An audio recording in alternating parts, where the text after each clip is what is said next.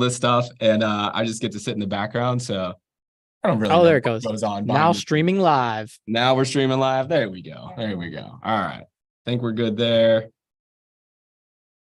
I got this stuff, and there we go. I knew that was coming. Man, I'm gonna be Pablo's gonna be so impressed. All right, here we go. Everybody ready? Yep. All right, here we go. Right.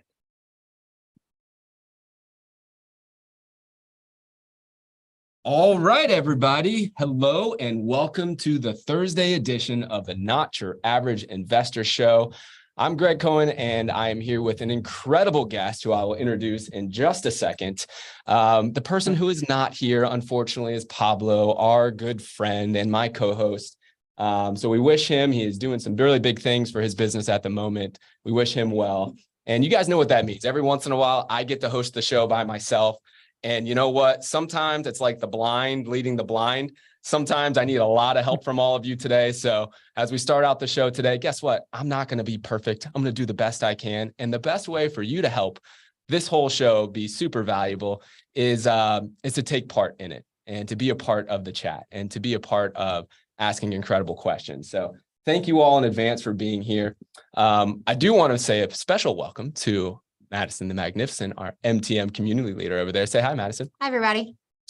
And without further ado, I want to say a quick hello to our guest.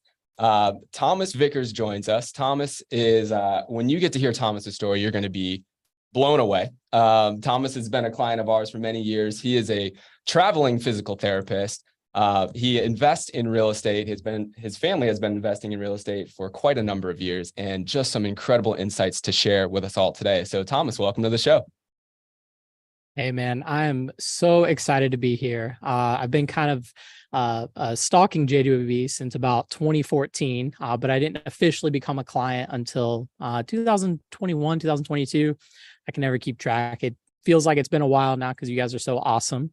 But yeah, we're super excited to be here. Well, Thomas and I just had a chance to chat for, the 20, 30 minutes before the show. I don't think there was a dull moment. I think I was on the edge of my seat hearing his story personally. And so I'm excited to share with you. No joke, when he was telling me a part of his story, the hairs on my arm were starting to stand up. And I get to do this show every Tuesday and Thursday, and that doesn't always happen. So you guys are in for a real treat. I do want to make mention for those of us who are joining us on the podcast and the future in podcast land. Guess what? We love that you are joining and listening to the podcast. It's incredible to be able to listen on the go. But guess what? There's a better place to come and watch the show, and it's here in our Zoom meetings. And that's where you get to actually be a part of the chat. You get to be a part of the story, and you get to do that. It's for free. You can do that by going to nyais.com, nyais.com. Go there. We'll send you a free registration link. You can join the party, and you can join the show live, which happens every Tuesday and Thursday at 12:30 Eastern. And when you get to do that, you get to be a part of something. Thomas, do you have any idea what you get to be a part of? No, sir. What do we get to be a part of? The roll call, baby. Are you ready? Woo, roll call. Shout out those special fans, man. The repeat guests. That's the only way the show keeps going is by you having an engaged audience that keeps showing up. And so Thomas, you've watched the show a few times, right? Yes, sir. Yes, sir. It tends to get a little boring if it's just the two old guys there just chit chatting. So you got to have some engagement. They're certainly not coming to the show for me. I can tell you that. Maybe for Pablo. No, sir. But they're certainly coming for me. The show is all about the community, and so we have some incredible folks in our community who are here. I'll tell you guys, our audience has grown. I ran the numbers not too long ago. It's grown over 40% just in the last few months. And so super big thank you for you all continuing to be here and for giving us such a great job that we get to do every single Tuesday and Thursday for being a part of the show. So we're going to recognize some of those folks. And if you're one of those people who I would call lurkers, who you're one of those, call it 150 folks who show up live here, but you maybe haven't actually said something in the chat, let me encourage you to do that so that we can recognize you. You know what? Maybe you'll even get a nickname. You never know. So first off, we've got our leadoff hitter, John Heading, saying hello. We've got the MVP of the Not Your Average Investor community, Mr. Lee Bishop, in the house. We have the maven of real estate from Denver, Colorado, Miss Leslie Wilson. We have Leo Faraganan, We've got my buddy D-Hob. D-Hob is a friend of mine for 20 plus years and a client of ours as well. D-Hob, I didn't know you're going to be here, bud. Good to see you. Good to see you, my friend. We've got the Shaw man, Nadeem Shaw, saying his trademark, good morning, good afternoon, JWB family. Hope everything is well. We've got Lita Song. She says, hello, beautiful investor from Minnesota. We've got the first family of the Not Your Average Investor show, Ken and Carolyn Moline. We salute you. Thank you all for being here. We've got the mama bear, Cody Adams, saying hello. It's good to see you, Cody. Let's see who we've got here. We've got Pamela Myers saying hello. She's from the Seattle area. We've got, let's see here. Man, what a great roll call. We've got the early bird, Dean Curry, saying hello. Good to see you, Dean. And let's see, have we encouraged any of those lurkers to say hello? Maybe some new folks coming up here. Oh, we've got Aaron O'Neill into the light, past star of the show. Aaron O'Neill, you did incredible last Thursday, Aaron. Thank you for being here. And wow, what an incredible roll call that we have here. So thank you all for being. We got Hervé Francois from Jersey saying hello to the JWB fam. And man, what an incredible roll call today. You guys are in for a treat. Thomas, when we were talking before the show, I always try to take some notes right before the show. And here's my notes, man. It is like full of notes right here. It's on both sides here. I was just trying to write down all of the really cool things that I think our show will get a lot of value out of. But why don't we just kind of set the scene? Thomas, you're a traveling physical therapist. You're a medical professional. And you made the decision to invest in real estate over a number of other options. And you lead your life in an incredible way. We can certainly talk about the background in your video right now. I want you to share your story about that background and logistically how you live. But I want to get into a lot more as far as your mindset as well. So why don't you just kind of set the stage a little bit, tell everybody a little bit about yourself, and maybe what got you down this path of investing in real estate here in Jacksonville with JWB. Well, first off, I just want to say thank you for letting me be a part of the show in this community, because that's really the main point. I was born in Jacksonville, grew up in Jacksonville, went to UNF for undergrad, went to UNF for grad school. So I'm a Jacksonville local through and through. So I love any small business that is engaged in the community. And again, my first exposure to JWB was 2014. And now you guys have evolved from this little small business operation to this powerhouse force that's driving the direction of the future of our city. And so I don't know, big fan of the local stuff. Thank you so much, bud. Yes, sir. So like Greg said, I'm a doctor of physical therapy. I went to undergrad at UNF, got my degree in athletic training. I was working out of high school with, the football team, soccer team, stuff like that. And then I went back to school 2018 to get my doctorate in physical therapy. And then in 2021, I graduated during COVID, and that was terrible. And I was working at the hospital, spent a long time in the hospital on the COVID ICU, on the respiratory unit. And it was not super fun. Our first daughter was born in October of 2021, and we're still working at the hospital. And she got COVID at 11 weeks old. And so our newborn had like 105 fever. We were in the emergency room running all sorts of tests. I mean, it was super scary. And because I was a new grad and had just started, I didn't have any time off. So I was still having to work while daughter was in the hospital. And it was a nightmare. Wow. And so me and my wife, we decided, COVID's crazy right now. We don't know there. I mean, at that point, there was no end in sight. Nobody knew how long the quarantine was going to go on. So we made a huge life pivot. We moved into a camper and went on the road, full-time RV life. So I got a big diesel truck, and we had a 38-foot fifth wheel. And we did travel healthcare contracts on more rural settings because we wanted to, try to maybe limit our exposure a little bit, if possible. So we ended up in Lake City, Florida, which is terrible. We moved up a rung to Paducah, Kentucky. I don't know if anybody here's from the Four Rivers region there in Paducah. We were out there, and then we went over to Columbia, South Carolina. And while we were in Columbia, South Carolina, we found out we're having baby girl number 2. And we said, holy smokes, we're having two kids, 2 and under, in a camper. no way. My wife said, we're moving out or you're going to keep traveling on your own. Uh-huh. So we pulled the eject handle, and we're now in Tampa, Florida. We're there's water everywhere in Tampa. So I'm just out here at a random park out here in Tampa. And I'm now a home health therapist. So I go to people's houses, do therapy. I have flexible hours. The pay is good, works for the family. So that's kind of where I'm at now, in the professional sense. That is incredible. First of all, thank you so much for your service when our country and our world needed you, especially helping with COVID. And amazing to hear that both of your daughters are doing well. So that is awesome. I got to ask though, this whole idea of living in a camper with your beautiful wife and two kids under the age of 2, like, what was that like? I know that's not what this show is about, but what was that like? We spent a lot of time outside. And I got the better end of the deal because I got to leave and go to work. My wife did not get so lucky. How long did that last? So we made it 15 months. We made it 15 months full time in the camper. My wife was a kindergarten teacher for 7-8 years. And so she loves kids. We both love kids. And so she was okay with it. It was so special. Being young professionals, we were looking at, we're gonna have to be a 2-income house anyways. And so we didn't love, sending our daughter to daycare. So kind of the COVID factors, the financial incentives, being able to, take care of our daughter, kind of motivated to go on the road.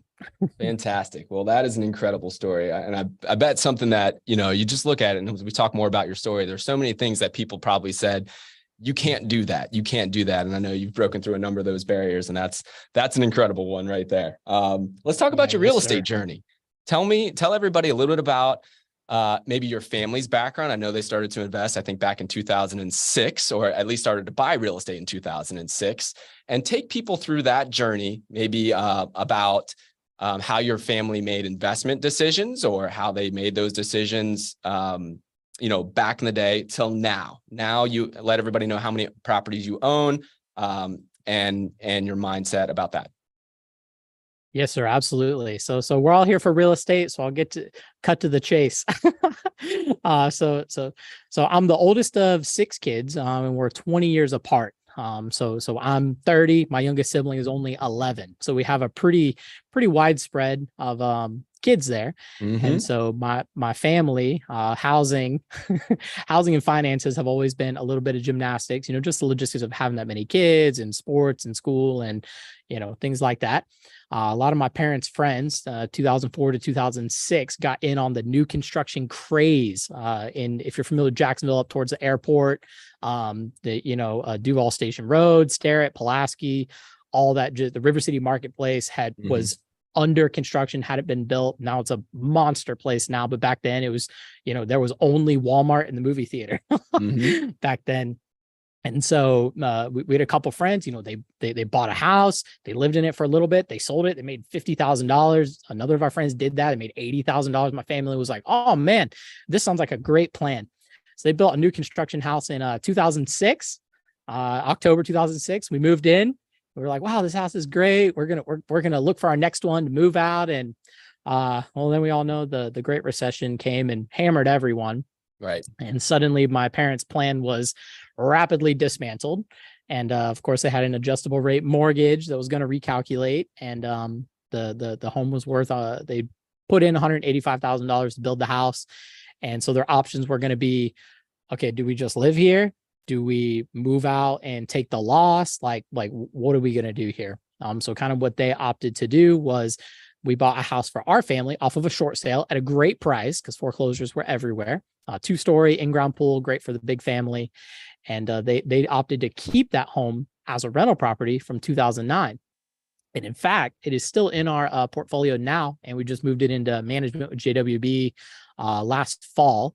And just similar to Greg's story, Greg shared his story a bunch of times. He says young Greg bought the house, and then even when it was the worst time to buy, and then it dropped in value, and then over a long enough time horizon, it's come back, because short-term pricing is your least important factor for, your long-term real estate goals. And so my family was like, okay, well, if we just rent it a little more than the mortgage and we'll just kind of wait and see what happens, hopefully it'll, go back up in price. So just snapshot numbers, that house, 185,000, 2006, it dropped. I don't even know how low it dropped. Really low. And then now it's worth, $385,000. We got that historic Jacksonville appreciation. I think, Greg, 4.1, 4.2% over time. So we've captured that in that property. Rents for $2,000 a month, covers the mortgage, rocking and rolling there. Let's just take a minute there because go ahead. Let's just take a minute there because sorry, that was a lot of info. Well, but it's such an incredible point, right? It is rare to be able to speak to an investor who has lived, call it the worst case scenario in rental property investing. I've lived exactly because I invested in 2006 and I bought 40 rental properties, and I know what the worst case scenario looks like. And you have too, Thomas. And what we both have seen is in real estate, specifically in rental properties, in a growth market like Jacksonville, it's hard to lose if you buy and hold. So 2006 was, call it 17 years ago. Over the long haul, even though we had that big dip in the Great Recession when it came to prices, over time, prices rebounded even more than that. And at the end of the day, for a full market cycle, we've seen, call it right around 4.5% home price appreciation year over year. And that's a really important point for everybody out there, because guess what's going to happen over the next 20 years? The same end result is going to happen somewhere around, call it 4.5% home price appreciation. So awesome point, Thomas. I wanted to make sure I fully solidified that, because that is a basic tenet of how you win in rental property investing. Yes, sir. Yes, sir. Yeah. The quicker you can get off of cash flow and get off of short-term pricing and have that long-term horizon, then that's how you win. That's how you scale, and that's how you win over a long enough time. How did you get to that point? Did you always know? It seems like you fully understand all 5 profit centers. What was it for you that helped you shift away from more of a normal kind of average mindset, which is all about short-term cash flows and all about short-term pricing? Oh man, I'd say it was a lot of things. So we can kind of go back into the story and kind of, I think it'll kind of fill in the gap there. So we had this one rental property in the background. My family, we moved into our new house. Things were going good. My parents had a new baby in 2012. We had baby number 6 came, and baby number 6 was 11 weeks old. And we found out our dad had cancer. At that time, my dad was 40 years old, dad of 6 kids with the newborn, and he had cancer. Just a little bit of background on our situation there. My dad was working for Bank of America, trading all his time for money, no assets, no nothing. His 401k had $25,000, $17,000 in credit card debt. His annual gross salary was $68,000. Of course, adjusting for inflation, $68,000 back then wasn't terrible, like it would be now, but that's not a lot of money for 6 kids. And then he found out he had cancer, and a year and a half later, he died. He died at 41. This month is 10 years, October 2013, 10 years this month. And I think a really, really important thing that when we're thinking about life and investments and retirement is we got to kind of rewind a little bit, and we can talk about the numbers and the nitty gritty and the spreadsheets and we can talk about all those things, but it's really important to know your mindset and what's your why, what's your goals. And so we kind of, in America especially, we go to middle school to go to high school, go to high school to go to college, go to college to get the job, you work the job to get a house, you get the house, you work it, you retire, 65 is your golden years. We have this railroad, and we just assume that you're going to get old and be able to retire. And the fact is, that's not the case. I got an exposure at a very, very young age. I was 19 when my dad died, that tomorrow is not guaranteed. And so being in a 40-hour-a-week job is extremely risky. If you're just trading all your time for money, you're missing out on life now. And so you have to, we're biased towards real estate, JWB, us, we love real estate. You have to have assets that are going to produce for you so you can get your time back, because time is the only resource that is truly non-renewable, and you can never get it back. And so that experience has profoundly shaped me and changed the trajectory of my life of where I'm as a person. And now that I'm operating in healthcare, working with, elderly folks, 60, 70, 80, I mean, these people, you got cancer, strokes, heart attacks, and like just assuming that you're just going to enjoy retirement is very foolish. I think in this country, a lot of people need to wake up, especially my generation, 25 to 35. We got to wake up and realize like it is not guaranteed. And so kind of from that, going through that experience, my dad luckily had life insurance money. So we got a chunk of life insurance money. And again, my family, not educated. I graduated college. My sister graduated college as a nurse, but nobody else in our extended family, cousins, uncles, nobody knows anything about investing at all.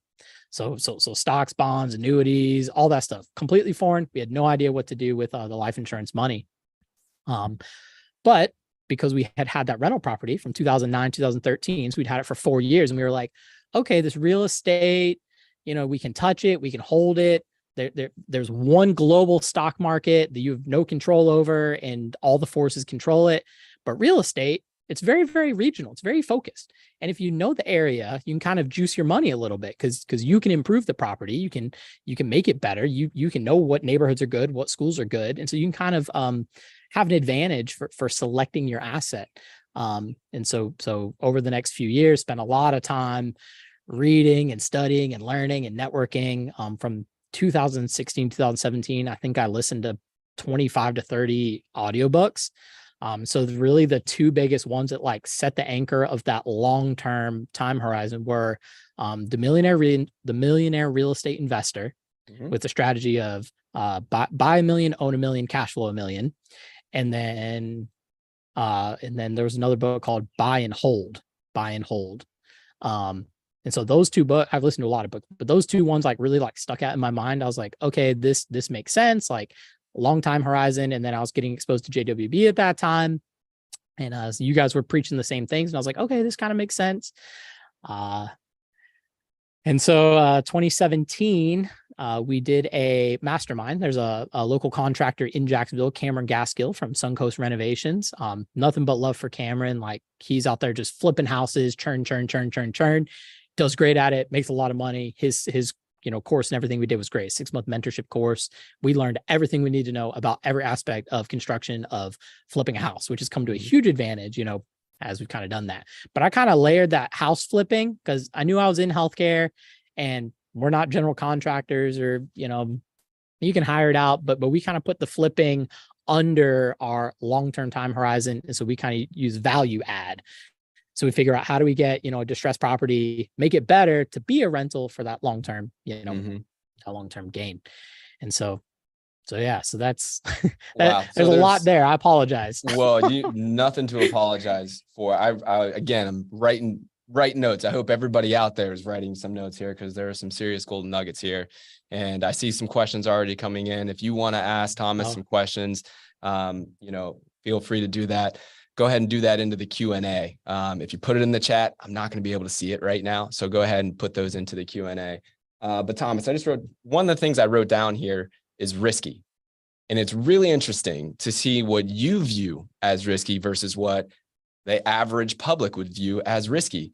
You look at the 40-hour-a-week work week, trading your time for dollars as risky. And you look at buying assets as the solution to mitigate that risk. Others look at the safe, secure 40-hour-a-week job as the way to reduce risk, and they avoid buying assets because they think assets are risky. Can we just spend a couple minutes diving into that? Because that is critical. Yeah, absolutely. So a couple thoughts there. So specific to my job field, being a healthcare professional, technically it's allied health. So kind of we're not balling out like dentists and doctors and stuff. We're allied healthcare professionals. So nursing, physical therapy, occupational therapy, speech therapy, tech, stuff like that. Our jobs are 100% physically, you have to do them. Okay.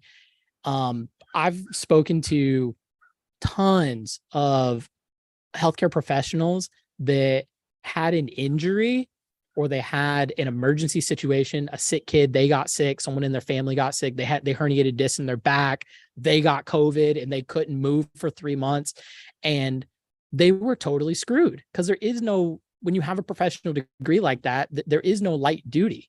I don't even want to go down the rabbit trail of our healthcare system, but you, if you can't work, you can't earn. And that, to me, and I think that's incredibly risky. And then kind of the other side of it is that when you're working a 40-hour work week, trading all your time for money, you only have so much time. So, 168 hours a week, 24/7, 168 hours a week is the most you could possibly work. And so, even if you work 40 hours, 80 hours, that you still have a ceiling. And so you have to move away from trading your hours for dollars, and you have to figure out, how do I trade my dollars for time?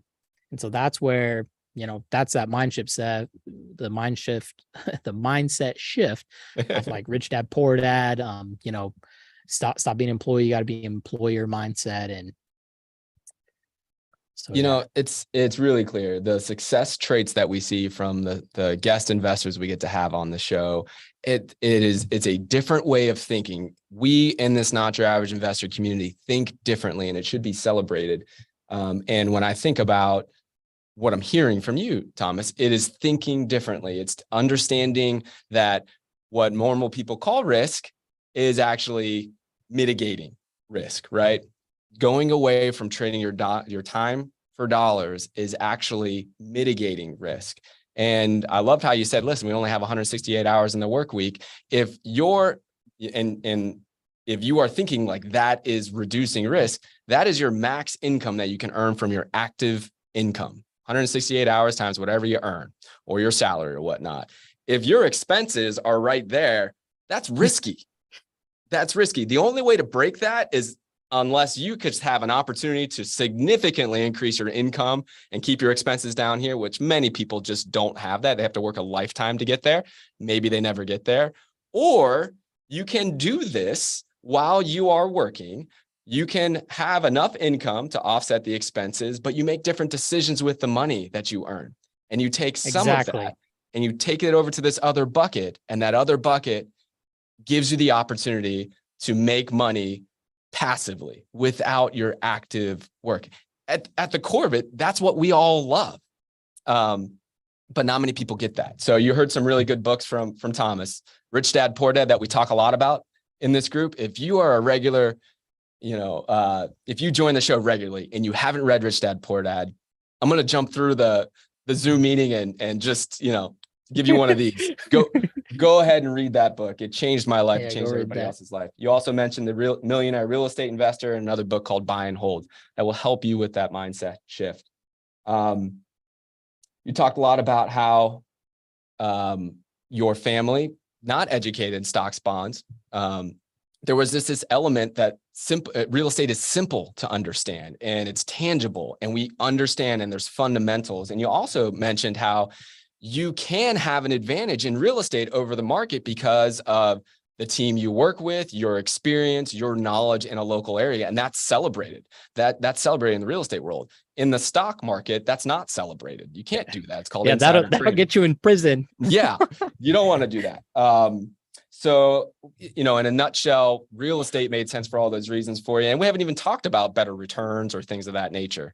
But let's talk a little bit more. I know a little bit more about your story. And let me take you down the angle of Thomas, who has these incredible success, has overcome so many obstacles, incredible things that have led to success. But you made a decision when you were getting into real estate that a lot of people make when it comes to building a rental property portfolio. You decided to self-manage, Thomas. You decided to manage your properties by yourself. Talk us through that, my friend. Oh, geez. I know. Hopefully I'm preaching to the choir here at the JWB, community here, but self-managing is a lie. Again, Rich Dad Poor Dad is such a foundational book, and understanding this tension is something that between me and my mom that we have battled back and forth with for years, and really since 2017 until last year. She was not on board with property management. But because JWB is such a powerhouse, and we can even go through, there's been 3 massive situations we've had with tenants and with properties this year that your team has gracefully resolved with zero stress to me. And that's it's money, or I can circle back to that at the end. Sure. But again, mindset shift. So rich dad, poor dad. So the token question is, would you rather make $1,000 doing something, or would you rather make $100 doing nothing? The answer is always $100 doing nothing, because you can scale that 10 times without increasing your time commitment. And so when you think about real estate, the whole point of real estate is to scale. You know, getting one property is great, but once you get a taste, you understand, okay, I got to keep doing this to compound those gains over time. And so you can't do it all yourself. If you fall for the lie that you're going to self-manage, you're going to build yourself a job, which is the opposite of what you're trying to do. One of my favorite quotes, I heard it a couple months ago. It said, poor people trade their time to save money, and wealthy people trade their money to save time. And I think that like very succinctly puts like, why should you hire a property manager? Just from like a philosophy mindset perspective. Now, of course, of the nitty gritty day to day, having a property manager reduces your stress as a landlord. So specifically for us, we shifted 3 of our properties into JWB over the course of a year and a half as the leases rolled up, and then we moved them in because we moved into the camper and went on the road. So I was going to be out of state, living in a camper. I don't know if I'm going to have cell service, Wi-Fi. I don't know where we're going to be. I don't know what my time commitments at my job are going to be. So I said, I literally cannot self-manage. That would be, again, risky. What's your tolerance for risk? That would be extremely risky. Something breaks, I'm unavailable. That'd be catastrophic. So that's why we rolled our properties into JWB. So I could go out and I could do my healthcare job, 40-hour work week, to make a good income. And then in the background, have these assets, benefiting me. For the people that say, hey, I want to keep more cash flow. I don't want to pay 10% a month. I don't want to lose my tenant placement fee, all those kinds of things. You guys preach it here, but short-term pricing and cash flow of your 5 profit centers, short-term pricing and cash flow are low on the totem pole because you're shooting for the long-term gains from appreciation. We already touched on that. So the people that are trying to fall for the trap, I'm going to save $100 a month. It's like, who cares? Okay, that's $1,200 a year over 10 years, 10 grand. Your appreciation, you should get that much appreciation in 1 or 2 years, to buy it back. So that's number one. Number 2 is pricing for rent. So pricing for rent is super, super important because if you move so you have a house, $1,000 a month in rent, and you think it can rent for $1,100. Simple numbers, it's not realistic. Please don't burn me in the chat. But you're cash flowing $100, right? Okay, so if the actual market rent is $1,200 and you increase the rent to $1,200, you say, okay, I'm moving it from $1,100 to $1,200. I'm gaining $100 a month, or I'm increasing it, 9% or whatever. That's not correct. You're doubling your cash flow from $100 a month to $200 a month. So it's a 100% gain on your cash flow. So by having JWB, you guys have, if I'm rounding, you guys have close to 4 million properties in Jacksonville, right? So you're over 5,000. Are you at 6 yet? We're close. We should be pretty close by the end of the year. Close to 6,000. Yeah. So by having close to 6,000 doors in Jacksonville's huge. You guys have such good data on if we price it here, it's going to rent for this. This is how long and you guys have a waiting list of tenants, and you guys screen tenants. You have your 2-year leases. So you guys having that data that with one house, I don't have. I don't have any market projections off of one house. So you guys have huge advantage, in that sense. And then furthermore is vacancy. Nothing kills your returns faster than vacancy. So if you price a house too high and it sits 45, 60, 65 days, you're burning 8, 16, 15% of your profit, because it's vacant. Whereas you put it with JWB, they price it right. They have a waiting list of tenants. They market the heck out of it, and you get a tenant, I know last year, I think your average market to lease signing was like 14 days, and then move in was like 21. I think it bumped up to like 40 days, something like that. I know you have all the numbers, but 40 days or less from market to move in is, I mean, that's phenomenal. That keeps more money in your pocket.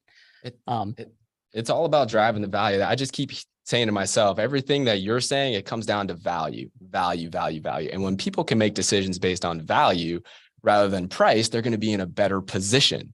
The challenge is people ask price first. So, and they don't understand value many times until it's too late when they made a decision solely on price and didn't get the value. But let's talk openly. You had the chance to I'm sure, interview or make the decision to go with a number of other property management companies in Jacksonville. We just hired you straight up. Oh, you did? Well, all right. Well, then that kills my question. But if you did, what you would find out is that others charge less for a tenant placement fee. Some charge significantly less for a monthly management fee. What was it about us that you didn't even have to ask those other questions? And, made you see the value in a JWB relationship over the alternative? Yeah. So initially, obviously we first, got exposed to you guys back in 2014. So I kind of been following along with, the different podcast shows. You guys have presentations, at JaxREA and stuff like that. And so I knew what you guys were doing. And the thing that really sold me was you said, when I was watching, we'd already moved into the camper. So it must have been in 2020, end of 2021, maybe. You guys had gotten the question. I think you guys were kind of at a fork in the road. Are you guys going to add more markets, or are you going to stay in Jacksonville? And you said, no, we're going to pick one market and go super deep. And we're just committed to Jacksonville and the vision of Jacksonville. And we're just going to focus on Jacksonville. And I said, sold. Just having focus and discipline as a business is something that is important to me. And so you guys being local, being focused on just one market, and then the way you guys structure your team, you leverage technology in a way that is phenomenal with the Salesforce and all the technology you guys use, so that when I call JWB, even if my portfolio manager, portfolio manager, it's Caitlin. We love Caitlin. She's incredible, has walked us through some scary stuff. But even if Caitlin's unavailable, anyone on the team can log into our properties and give us the scoop of whatever the issue is. And I love that. It is super, super helpful for day-to-day operations stuff. What a joy to just hear you speak, Thomas. It's really awesome. When I think about the type of relationship we want to have with the client, this is it. And we got to see something just in the same vein with Aaron O'Neill, who was here last Thursday, and all of our guest investors. You guys get to see this. This is not just a transaction when we get to bring a client on board. It's so much more than that. It's that relationship. And we hope to serve our clients for decades. And this is what it looks like and feels like to serve a client, hopefully for decades here. All right, I want to take it down. So just piggybacking on that. Sorry, last thing to add, just piggybacking on that, of just like real estate is a long game, your property manager should also be a long game. So you don't want a property manager that you're worried in 5 years is going to go out of business. Clearly you guys are established, you're growing, you guys are doing amazing things. So that it's like getting married. It's like a relationship that we're building this together over, a long time. And just circling back to those personal touches and how you treat customers, or your clients, sorry, not customers, clients. We just had our new baby girl. She's 6 weeks old. She was born 4 weeks early. I was in the NICU for 26 days. And Caitlin, we were dealing with some other stuff. And so I was sharing with her what was going on, and just out of a, kind gesture at JWB, they sent us a DoorDash gift card to help us get meals while our daughter was in the hospital. And that was super, super awesome. We really, really, really appreciated that we're not just a number on a spreadsheet, that even though you guys have, close to $4 million now, that you guys are really trying to have that personal relationship with each and every client. And so I really hope, I hope everybody, I'm sure everyone's having that same experience. Thank you for sharing that. That is that's a credit to Caitlin. Caitlin on our team, and everybody on our team, we're trained to seek out those opportunities that we call them moments of truth, right? When you have the opportunity to do something really special for somebody that may be in a time of need and maybe in a time that something needs to be celebrated. But as a business, you don't have to be perfect, but if you could just look for those moments of truth and just do something, even if it's relatively small, to show that you care beyond just whatever the transaction is. I mean, those are the things that people talk about. And that's how you get, referrals, and that's how you get repeat business. And, people tend to think building a business is a super complicated thing, which parts of it are, but some of it are so simple. It's just like looking for an opportunity to make somebody's day, and then just doing that and training and bringing great people on, just like Caitlin, who think that same way. So I'm really glad that she saw that opportunity for you, and that, of course, it helps to reinforce how much we care about you and your family. Yeah, man, I was blown away. I was like, man, this is amazing. So big fan. Yeah. And then so just a little bit of like nitty gritty. It's not all sunshine and roses being a landlord. You don't just buy a house and then you're a millionaire and, in the Bahamas. So we had some, kind of big issues with our tenants and properties this year that JWB has beautifully handled. Number one, on the Bonaparte house that my parents had since 2009, put on property management. And the tenant started to fall behind on payments, and then they got the 3-day notice, and then they paid, then they were caught up, and then they stopped paying. And so we were and then we officially had to file an eviction on the tenant, which sucks. You guys have a super low eviction rate. I think it was like 3% even during COVID. Right. Your guys' rent collected and your eviction rate is insanely low. And so I was like, oh no, I don't want to ding their numbers. Let's get this good. And so we had really good communication between the team and the tenant, between me and the team, of kind of the situation. And the eviction process is very, very litigious. And there's very, very, very specific steps you have to follow, or you as the landlord are going to be in the hot seat. So a lot of people say, oh, I'm just going to go over there and like change the locks. And it's like, oh my gosh, no, you absolutely, even though Florida is very landlord friendly, if you don't pay, you don't stay, but there's a lot of steps. And if you don't have an experienced property manager that's done this a lot of times, like, you are opening yourself up again to a lot of risk. And so they were able to follow the steps, keep me informed. And then, at the last minute, the tenant paid up all their dues. So they couldn't afford a $2,000 a month rent, but then they suddenly paid like $7,000 to get everything current. So it's kind of a weird situation, but that was the power of having a good property manager that knew the correct steps and made sure there's no time delay. Because if they had waited 1 month to file the eviction papers, well, then that kicks the can down another month that I'm losing rent to pay the mortgage. So that swift action was just like perfect.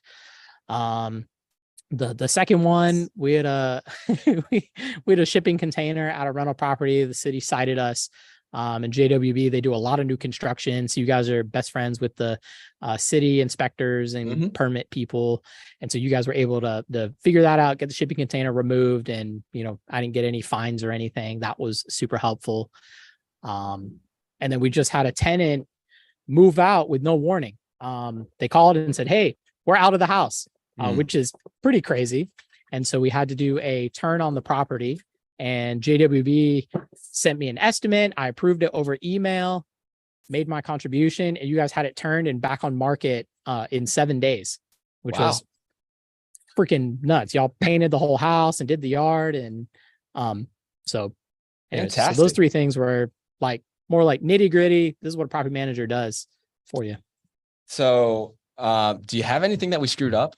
Because you have been incredibly positive this entire time. People are going to think that I paid you to be on the show. What's the worst thing that we've done? What could we get better at? So my experience with JWB is I had the houses and then moved them into management with you. So I've not been a client on the turnkey, buying a turnkey property.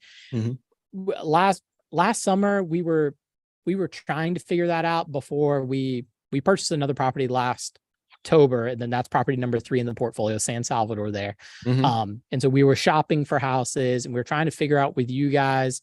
And unfortunately, I think we got a team member that maybe wasn't clear, not as good as communication as we were used to. And so some of the ways they were presenting the houses and the deals didn't quite line up with like what the actual spreadsheet numbers were. And so there's a little bit of confusion there, but I communicated it to the team and you guys handled it. And as a couple months later, that person didn't work for JWB anymore.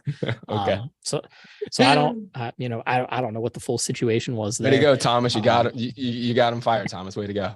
I'm just joking. Oh no, I'm just joking. I'm totally joking. But I think, I mean, I think that was just a miscommunication and employee situation. I don't think that was not reflective of the whole business. Well, you know what? We're not perfect. And so I appreciate you being willing to have me put you on the hot seat and dig for the things that we don't do well. And you know what? We're not perfect. So, I'm sure we learned from that. And, but man, so many good things here. We got a couple of questions I'm going to fire your way. And if anybody would like to ask any questions to Thomas or to me, take advantage of the time that you have today, go ahead and put those in the Q&A. This has just been really, really incredible here. So, Thomas, the first question's from the MVP, Mr. Lee Bishop. And Lee, I'm going to paraphrase your question a little bit. He asked a question about seeing your siblings and your mom struggle with money, I would imagine right after the death of your father. And, asking questions about how did you work to support them through that and support your family through that? Maybe how really, I think for me, coming from understanding your mindset right now, which is just spot on. It's just incredible. And it's clear to see how you are successful now and are going to be an incredible success as you progress. How did you develop this mindset? When did you develop this mindset? What was like the trigger for you to just develop this type of mindset? So that's half of Lee's question, half of mine. So just in perspective, 10 years ago, 2013, when my dad passed, I was only 19 years old. So I was not able to generate enough income to support the whole family. Luckily, this is a little bit like global risk management. This is a little outside the scope of the JWB podcast, but when you die and you have minors, kids, obviously you're not going to draw your Social Security when you're old because you're dead. Your surviving spouse can draw on your Social Security, and then your surviving spouse can draw on your Social Security because they're taking care of your dependents, your minors. So my mom, like since 2013 until now, and it goes until your youngest child is 16. And then when your youngest child turns 16, they cut off the dependent Social Security. And my sister is now 11. So we still have, 4.5 more years to figure that out to replace that lost income. And so my mom's income did not go all the way to zero. She did have, I think they recalculate it every year. I do not recall exactly. Was it initially? It was like, I think it was like $48,000, maybe like $41,000 off Social Security, and that income is tax free because it's like death benefit Social Security, so it's different. And then because all that income is tax free, that puts my mom in a very favorable, tax bracket for our structuring of our LLCs. We have a family partnership with Schedule K. Half the income goes on my mom, half the income goes on me. So my mom can soak a ton of capital gains and rental income because her taxable income basically starts at zero. So she's a very high ceiling. Again, profits number 3, tax savings and depreciation, all that good stuff. And so my mom was able to have that Social Security as a cushion. And then of course the life insurance money came through, and unfortunately she was using that principal to live on from 2013 to 2017. Not a lot. She was just, it was supplementing the income. Just a single mom with a baby. She was not able to go back to work at that time. And then of course that rental property we had out by the airport that had some cash flow. I think it was cash flowing like $400, $450 a month.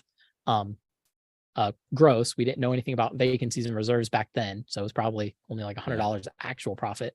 Right. And so that kind of allowed us some breathing room to where we didn't have to make any hasty decisions off of that point. And so I use real estate to help take care of my mom and my siblings would be kind of the short answer there. Just incredible. I mean, it's incredible, so sorry for the loss of your father, but just incredible to hear how you have used an experience like that, which many people would, it would be very tough to take anything positive, from that, but you have chosen to take something positive, as far as the mindset that has resulted. And that's really something that's really special. So, wow, incredible. All right. We got another question for you. This is from Raj Bantu. What is your primary criteria to buy long-term hold properties, Thomas? Oh man, that's a tricky one. Yeah. So one of the big things about real estate is having clearly defined buy box and kind of what your financing situation is going to look like. So that when those deals come into your buy box, you can act quickly. Obviously, our criteria has evolved from 2017 to current because obviously the market has evolved. Right. To put it lightly, the market has evolved.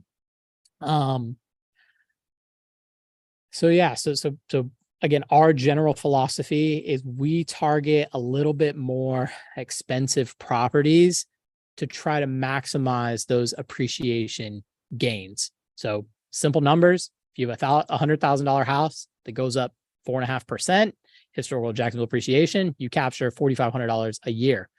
If you have a $200,000 house, 4.5%, that's $9,000 a year. So by doubling the value of the asset, you double those appreciation returns over time. Mm-hmm. So our properties range, so market, rough market value, the Zestimate on our properties, our cheapest one is like 150,000. That rents for $1,100 a month. So that one, our primary goal there is cash flow. It's cash owned. There's no leverage on it. So we just have taxes, property insurance, JWB on our expense sheet, and then our vacancy and reserves. And that one's our primary cash flow that kind of covers all the expenses for the business and all that stuff. And then the house out by the airport is our most expensive property. Market value probably 350, 380. And it's renting for $2,000 a month. So some investors would say, oh my gosh, $2,000 a month on 380, your NOI, your cap rate is, so low, and that's terrible. But it just depends on what game you're playing. If you're going for cash flow, then yeah, you need to buy the $100,000 MLK 32209 house and rent it out for $800 a month. But if you're paying the long-term appreciation game, you got to get a little bit nicer houses to kind of get those long-term gains. Again, I'm biased for those long-term houses because the depreciation you can capture, you can count back half that to qualify for your next loan. So I don't have my calculator handy, but so that house, I think we put again, this is getting in the weeds a little. Is this helpful or is this not helpful? I think it's great. Okay. All right. So if you have a $100,000 house and you depreciate it over 29.5 years, you can't count the land. So, $150,000, it's maybe 3%, it's like 3.3% a year. What are those numbers? You're talking about how much you can write off each year? Yeah, for depreciation, because it's 100% of the value over 29.5 years. Yeah. It's like 3% or something. Right. So basically 1.5% of that value, you can count back to help you qualify for your next loan. So you buy 5 houses and you just gain back 7% more like paper income that the underwriter will let you qualify for your next loan. I didn't even think about that. Yeah, exactly. So if you buy $100,000 house and you're depreciating $3,000 a year, $2,000 a year. Okay, the underwriter will say, okay, you can get back $1,000 a year. Okay, that's not going to move the needle month. But if you have a $400,000 house and you're getting to count back, $8,000 a year. Okay, well, that can really move the needle on your DTI, your loan to value. Again, it depends if you're doing it If you're doing it in your personal or your LLC, there's a lot of variables, but let's just go back to where we started here. If we associate what you understand as risk and how to overcome that risk, you look at risk as the daily 9 to 5, income matching expenses and having no way to change that rat race. And the way that you overcome that is you buy assets that then give you your time back. So if we now put all this together, this thing that Thomas is talking about how you're able to use this asset to qualify to buy a future asset. This is where you see the mindset coming into action here. And, most people would look at buying something and not think about how that's going to help you buy another asset, whether that's buying a rental property and help you buy another rental property or what have you. But you can see this. Thomas is thinking about, how do I build an army of income producing assets? Because that army of income producing assets equates to time ownership. And that's what he's in search of. You haven't heard him talk about being a millionaire, a billionaire, whatnot. It's time ownership, right? That's what it comes down to, right? Exactly. Yes, sir. Yes, sir. You spot it. Exactly. Yeah. So you can play the cash flow game, and you can play like the appreciation to stack them over time. It just depends. And there's no one size fits all. That's the other cool thing that's amazing about real estate. If you invest in stock, there's one market. Yes, there's different ways to play, but philosophically, there's really only one. You got to buy the stocks or buy option contracts. But in real estate, there's so many different ways to approach it. And anyways, a lot of different approaches depending on what your goals are. All right, Thomas. Well, we have a few minutes left for the show. We've got a couple more questions. But first, I wanted to give everybody an opportunity to find out more about you. And it's the Real Network. Tell everybody a little bit about the Real Network. Yeah. So obviously my real estate journey has a lot of different pieces. The death of my dad, being in healthcare, travel contract. So there's like a lot of different pieces. And so I was just trying to figure out, okay, how do I share this experience and with other people to help them kind of start their journey? Because it's hard. The hardest jump is to get someone from 0 to 1. Mm-hmm. It's like the journey from 0 to 1 is like this long, and then 1 to 2 is like this long. Yep. And so I think the average investor spends like 2 to 3 years learning about real estate before they pull the trigger on that first deal. And so my kind of goal is, how do I shorten that for specifically healthcare people? And healthcare people specifically, because our job is very labor intensive and very much transactional. We don't know anything about sales and scale and hands off and passive. And it's very much an employee, clinician, implementation mindset. And so my goal is to try to get the attention, wake these people up and say, no, you need to buy assets, quit trading your time. You need to buy assets. And so literally this year, so maybe 7 months ago, just started, making content, recording podcasts, making videos, drawing out terrible sketches about the 5 profit centers, just to kind of help people. And so my brand, I went through a lot of iterations, but the one I stuck with was the Real Network, REAHL, Real Estate and Healthcare Leadership Network. And so I'm just trying to find healthcare providers that are investors, and kind of link them up in a community of people that are trying to figure out how to get started. And kind of the lowest barrier for entry with the smallest amount of capital and least amount of money is doing a house hack. So you move in, you get primary owner occupied financing, which is advantaged, a lower down payment, which is great. And then you fix it up, you live there, you move out, and you keep it as a rental. So move out, rent behind. And that's the easiest way to get, in my opinion, that's the lowest amount of capital and the shortest path to getting from 0 to 1. And then kind of once you get 1, then hopefully you're addicted, and then you hire JWB to be your property manager and keep stacking properties. And then you're the next guest investor on the Not Your Average Investor show. Exactly. Yes, sir. We've had a bunch of questions that have come in here at the end, and that always happens. So thank you all for sending those questions in. Bro, it's all good. I love questions. All right. Any piece of my because when I was, so this was 2017, so I was 24, 25. So I was like young Greg. Some of this stuff was accessible, but I was overwhelmed. That was the biggest thing, man. If you go on Amazon, you type in real estate for books. Good luck reading all those. yeah, I was so overwhelmed. And so my objective is try to take everything that I've learned and been exposed to and experienced and try to distill it down to like make it a little bit more simple. Anyways, yeah. So I love questions. So what do we got? Well, you just do it in a way that's really personable and authentic and genuine. So I'm glad we have more folks that are teaching and educating and building community that are built like you. All right. So we got a couple of questions here. Joyce Tessman, which is a new name. Joyce, thank you so much for being a part of the show and for firing a question in. Joyce says, I'm out of state. Thomas, do you recommend investing in rental properties for someone who does not live in your area? Are there any downsides when using, she says, your service? I'm wondering if she means Real Network or if I'm wondering if she means JWB. So we'll take it from there. Yeah. So that is the number one biggest beginner mistake that people do in real estate is location bias. So they figure, hey, I live here, so I'm going to buy property here. And then that kind of goes down the rabbit trail of, okay, well, if I bought it here, well, now I'm going to drive over there and paint the walls. Oh, if I painted the walls, well, now I'll just be the property manager. Why do I need a property manager? And so honestly, I think that doing out of area minimum, but definitely out of state is a great way to very firmly break that mindset, because you literally can't self-manage and you literally can't drive over there and paint the walls and cut the grass because it's out of area. So it immediately forces you to be creative. Constraint drives innovation. So if you constrain yourself that I'm not investing here, I'm investing somewhere else, then you immediately have to start thinking in these new ways, which is ultimately the way that builds success.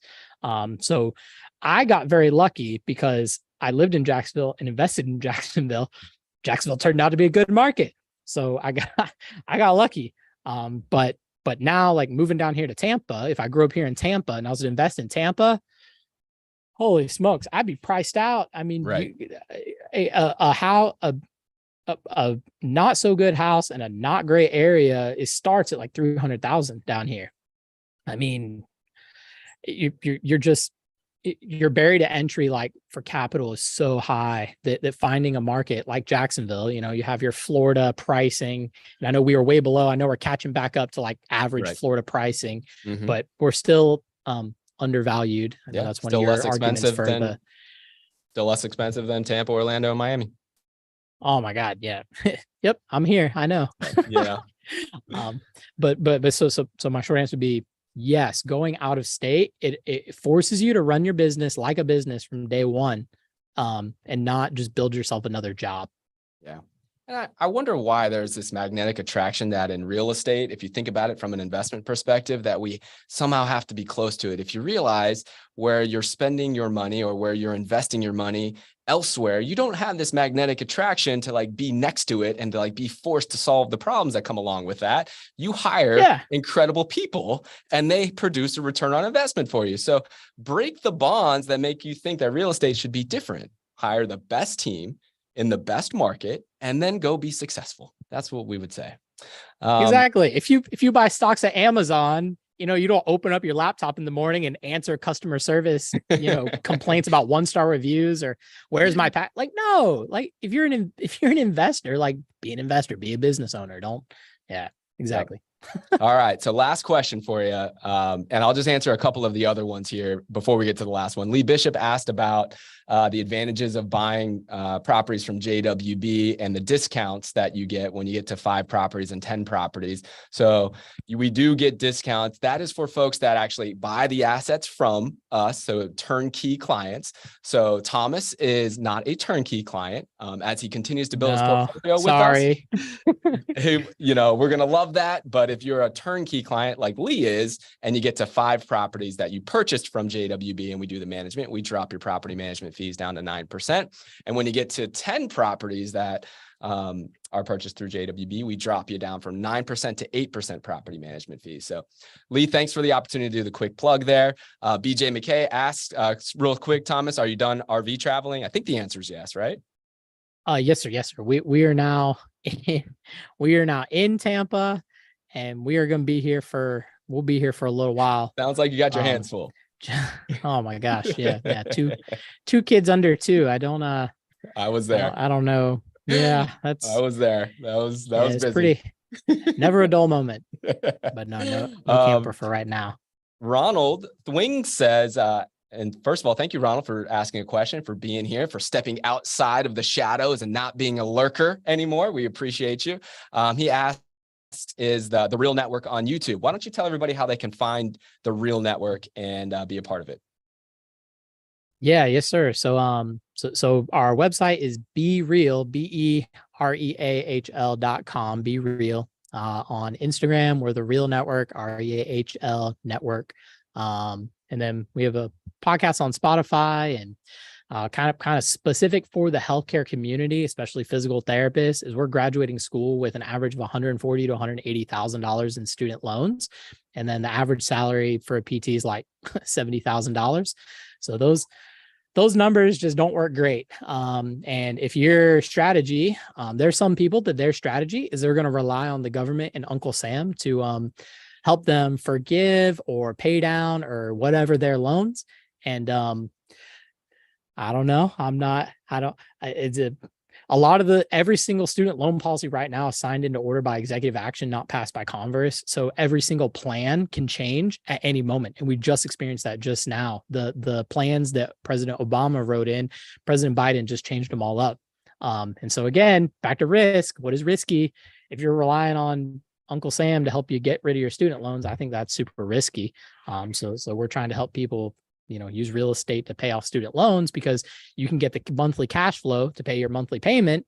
And then you can build that asset value over time to hopefully sell it and then pay off the principal balance of your loans down the road. So it's kind of what, I don't know, that's kind of what we're trying to do. People need you, brother. People need you. This way of thinking can help millions and millions and millions of people. So I hope folks go and check out the Real Network.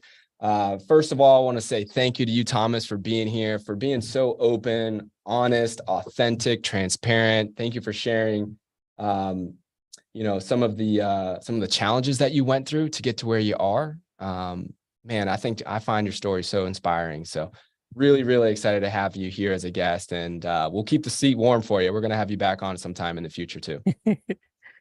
Yes, sir. I really appreciate it. Thank you.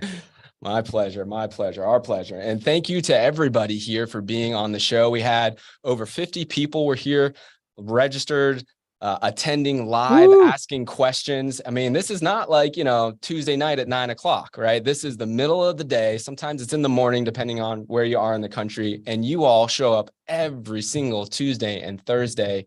And I know it's not because you come here for me. It's because you come here for the guests that we have, like Thomas, and you come here for all of you. It's the community. It's the chat that is just rapid firing. Thank you all for being such a big part of this. Thanks for asking great questions. Thanks for helping me get through this with Pablo not being here. It is truly never lost on us that you spend your time and make this community what it is. If you're listening on the podcast, I encourage you to join live. Once you come in here live, you're going to stick, because it's fun, it's valuable, and you make great friendships. So come here live. Just go to nyais.com for notyouraverageinvestorshow.com and join us on the next live audience here. Go and check out the Real Network at bereal.com. Did I get that right, Thomas? Yes, sir. Yes, sir. BeReahl.com. Did I get that right? Yep. Okay. Yes, go sir. check that out. Wow. So thankful to all of you. Looking forward to next week. Pablo will be back in the house. I am going on business planning. So I am going to be locked in a room for next week, putting the business plans together for JWB for the next 1 to 3 years. Excited to share all of that with you, when I come back from that. But before we do that, one thing that I'm going to ask of you, that Madison's going to ask of you, that Thomas is going to ask of you, that Pablo would ask of you if he were here, he said, until next time, don't be average.